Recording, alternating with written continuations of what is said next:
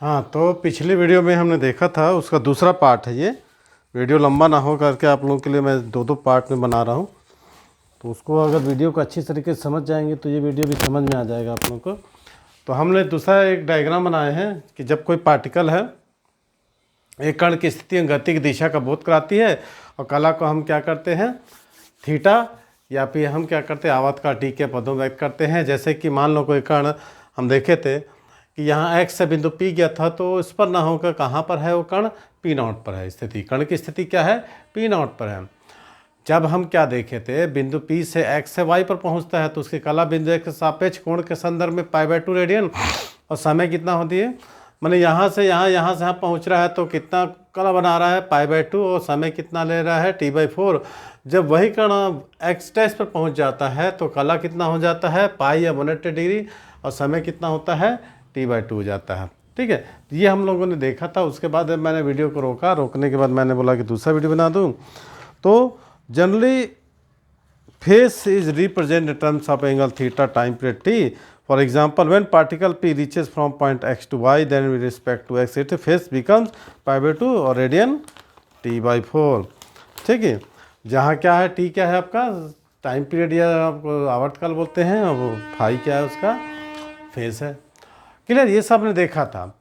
अब जहाँ कंपाउंड करते हैं दो कण को देते हैं अपनी साम्य स्थिति से, किसी क्षण एक दिशा में गुजरते हैं और समान कला में होते हैं, और जब कण किसी क्षण अपनी साम्य स्थिति से विपरीत दिशा में गुजरते हैं तो विपरीत कला में कहलाते हैं हम। ठीक है, two particles are said to be in phase if they क्या करेंगे, phase through their mean position, they passes through mean position for the same instant and in the same direction, and if they are through their mean position at the given instant of opposite direction known as two out of phase. ठीक है, तो सरल आवर्त गति के विस्थापन के समीकरण के जब हम स्टेब्लिश किए थे, निगमन किए थे, तो हमने यह देखा था कि कण प्रारंभ में बिंदु कहाँ पर x पर स्थित है।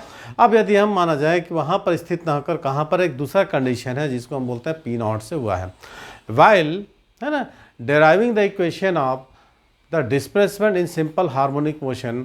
ठीक है, assume that the initial position of particle at x। ठीक है, now if it is assumed that the motion of particle has been started from another point P0 instead of x।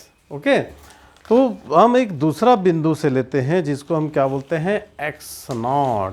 Clear, तो ये यहाँ तक सारी कंडीशन आप लोगों को समझ में आ गई हो, तो हम ये देखेंगे कि इसमें जो एंगल अपॉन होगा कितना हो जाएगा, P0 OX equal to phi, P0 OX equal to कितना जाएगा।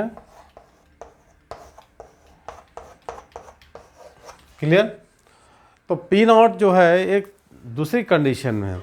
अब y इक्वल टू कितना है, ON है, y कितना है, ON है ना, तो equal to OP sine OPN होगा। y इक्वल टू कितना है, ON है, तो y इक्वल टू कितना हो जाएगा, OP sine OPN। y is the क्या है, डिस्प्लेसमेंट।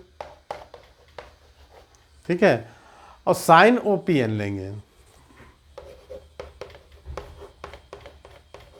इज इक्वल टू क्या हो जाएगा, लंब बटे कर्ण। तो लंब कितना हो जाएगा अपने पास, ON अपॉन OP, तो ON equal to OP sine angle OPN। तो OPN कितना है हमारे पास, थीटा। तो y equal to A sine OPN कितना है हमारे पास, ओमेगा टी प्लस 5, इसको POX भी बोल सकते हैं। ठीक है, ओमेगा टी प्लस 5। क्लियर, अब जब जो क्वांटिटी आई है ओमेगा टी फ्लाई, इसको हम क्या पढ़ेंगे, ओमेगा टी प्लस 5 को जो कण कंपन कर रहा है, ठीक है, उसको हम कला बढ़ेंगे किस क्षण पर, समय t पर, है ना, समय t पर हम उसका फेज बोलेंगे। Omega T plus 5 is known as the particle of the particle at time t। अब मान लो करते हैं, यदि कण अपनी साम्य स्थिति के दूसरी ओर, नहीं साम्य स्थिति की ये मीन पोजीशन है, मीन पोजीशन के दूसरी ओर से क्या करता है, स्टार्ट टू मोशन, गति प्रारंभ करता है, तो साम्य स्थिति से जो कोण बनेगा वो कितना हो जाएगा, ओमेगा टी माइनस 5, है ना। साम्य स्थिति से जो कोण बनेगा, मैंने कण अपनी साम स्थिति से दूसरी ओर कर रहा है, तो उसमें एंगल कितना सबटेंड करेगा, omega equal to five. And then the equation of displacement कितना हो जाएगा, y is equal to a sine omega t minus five, ये कंडीशन आएगा, ठीक है। With the mean position will be, और इसका मीन पोजिशन कितना हो जाएगा, omega t minus, then the displacement equation will be y equal to a sine omega t minus five. Clear. तो ये दो कंडीशन हम देखा था कि समय क्षण टी पर कला की कितनी होगी, ओमेगा टी माइनस फाइव होगा। ये दोनों इक्वेशन हैं, दोनों इक्वेशन कौन सा निकाले, y equal to a sine omega T plus five, y equal to a sine omega t minus five. ये क्या करते हैं, फाइव को कण की प्रारंभिक कला या फिर इनिशियल फेज करते हैं, ठीक है। जो फाई है, फाई को हम क्या बोलेंगे, ये फाई को इनिशियल फेज, इनिशियल फेज कण की प्रारंभिक कला। तो ये हमने आज फेज के बारे में थोड़ा सा छोटा सा इक्वेशन बनाए। कल हम देखेंगे क्या इसका कण की वेग, त्वरण, इस सब का इक्वेशन हम कल देखेंगे, ठीक है।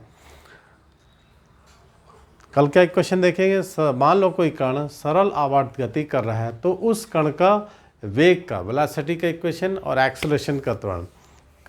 तो ये जो थोड़ा सा टुकड़े में बनाया है मैंने, इसको आप लोग ध्यान से देखिएगा, पिछला टॉपिक को देखेंगे तब ये टॉपिक को समझ में आएगा। छोटे छोटे टुकड़े में इसलिए बना रहे हैं।